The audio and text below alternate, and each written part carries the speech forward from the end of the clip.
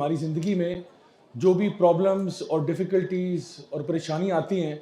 ان کو کس طرح سے سائیکولوجیکلی ہم ڈیل کر سکتے ہیں، یعنی وہ کون سا میکنزم ہے جو اللہ تعالیٰ ہمیں بتا رہے ہیں قرآن مجید میں کہ جب بھی آپ پہ کوئی مصیبت آئے تو آپ کو اس ٹائم پہ کیا کرنا چاہیے۔ تو سب سے پہلے اللہ سبحانہ و تعالیٰ نے اسی سورہ یونس کی آیت نمبر 57 میں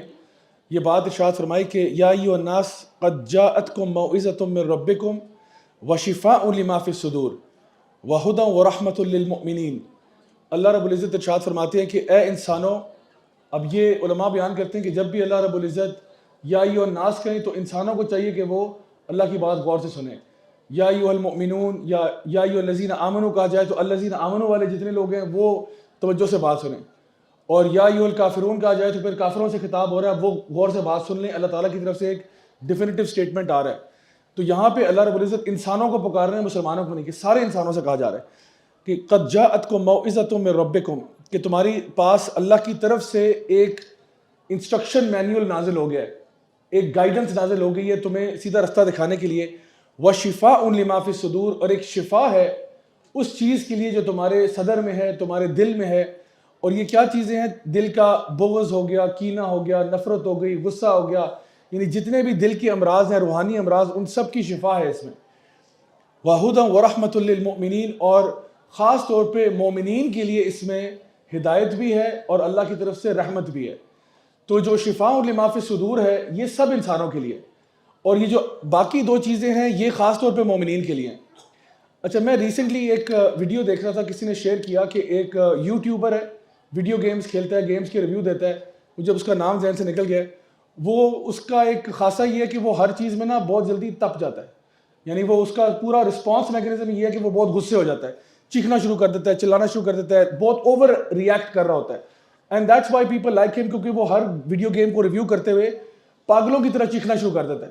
تو لوگ اس میں سے تفریح بھی لے رہے ہوتے ہیں، یعنی ہنسی مذاق بھی چل رہا ہوتا ہے۔ لیکن وہ شخص جو ہے، حالانکہ وہ نان مسلم ہے، وہ اپنے آپ کو کام کرنے کے لیے قرآن مجید سنتا ہے،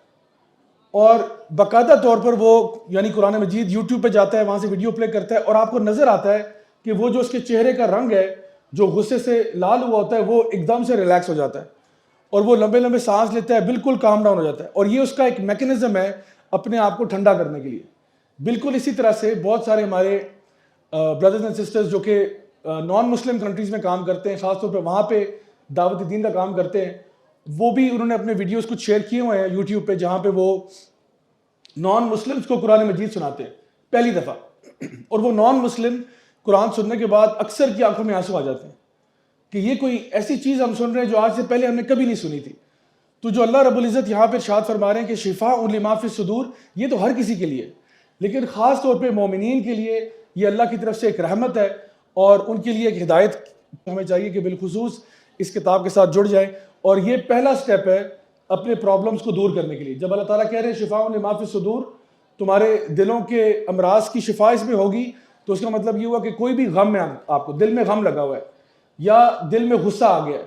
یا دل کے اندر انگزائٹی آ گئی ہے، ڈپریشن آ گئی ہے، تو سب سے پہلی چیز کیا ہے؟ وہ اللہ کی طرف سے یہ جو معجزہ ہے یہ نازل ہو چکا ہے ہم سب کے لیے۔ اب آتے ہیں آیت نمبر 62 سے لے کے 65 کی طرف، جہاں پہ اللہ رب العزت ارشاد فرماتے ہیں الا ان اولیاء اللہ لا خوف علیہم ولا هم یحزنون، کہ یقیناً جو اللہ کے اولیاء ہیں، اللہ کے جو ولی ہیں، اللہ کے جو دوست ہیں، اللہ کے جو پیارے ہیں، ان کی دو صفات اللہ تعالیٰ بیان کر رہے ہیں کہ لا خوف علیہم ولا هم یحزنون۔ اب اس کا سیدھا سیدھا مطلب تو یہ ہے کہ ان کو قیامت کے دن یا قیامت کے دن سے پہلے جب ملک الموت ان کی روح قبض کرنے کے لیے آئے گا تو اس ٹائم پہ ان کو کہا جائے گا، یعنی فرشتے بھی پکاریں گے کہ جی آج آپ کو خوف کرنے کی ضرورت نہیں ہے، آج آپ کو غم کرنے کی ضرورت نہیں ہے۔ اچھا، یہ چیز تو ان کے لیے کہ جب وہ at the time of death وہ ریلیکس حالت میں، جس طرح نبی کریم صلی اللہ علیہ وسلم کی حدیث میں آتا ہے کہ جو ایک اچھی روح ہے وہ اس طرح اپنے جسم سے باہر نکلے گی جیسے کسی مشکیزے سے پانی باہر نکلتا ہے، یا جگ میں سے پانی آپ پور کرتے ہیں گلاس میں تو ایفرٹلیسلی نکل جاتا ہے۔ لیکن دوسری مثال یہ دی گئی کہ جو منافق کا روح ہے یا جو کافروں کی روح ہے وہ تو دنیا چھوڑنے کے لیے تیار ہی نہیں ہے، تو وہ تو ایسے کھینچ کے چیر پھاڑ کے نکالی جائے گی جیسے کوئی ململ کا دوپٹہ کسی جھاڑی میں اڑ گیا ہو، تو اس کو جب آپ کھینچتے ہیں زور سے تو وہ اس کے یعنی بالکل پھٹ کے وہ جو ہے بالکل اس کے ٹکڑے ہو جائیں گے۔ تو اسی طرح سے جو منافقین اور کفار کی روحیں وہ کھینچ کے نکالی جائیں گی۔ اچھا اب یہاں پہ یہ تو معاملہ ہے ان کے آخرت کا، لیکن قرآن مجید میں ایک اللہ تعالیٰ ایک اسلوب بیان کرتے ہیں، وہ یہ ہے کہ جو معاملہ ان بندوں کا مرتے وقت ہوتا ہے یہی ان کا طرز عمل پوری زندگی میں ہوتا ہے. یعنی وہ زندگی میں بھی ایسے لوگ ہیں جو نہ خوف کرتے ہیں اور نہ غم کرتے ہیں. اس کی ایک مثال آپ کو دیتا ہوں. اللہ سبحانہ تعالیٰ فرماتے ہیں کہ ان لوگوں کے بارے میں کہ جن کی روح نکالی جائے گی، یا ایتھا النفس المطمئنہ ارجعی الی ربک راضیۃ مرضیہ فادخلی فی عبادی وادخلی جنتی، کہ اے نفس مطمئنہ، اے اطمینان والی نفس، اللہ کے پاس آ جا.